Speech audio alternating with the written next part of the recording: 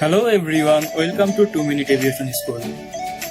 Today our topic is what are the four forces acting on the aircraft? There are four forces acting on the aircraft: lift, weight, drag and thrust. Number 1. Thrust. Forward acting force which opposes drag and propels the airplane. Number 2. Drag. Retarding force that limits the speed of an airplane. Acts on the same plane as the relative wind striking the airplane. Number 3.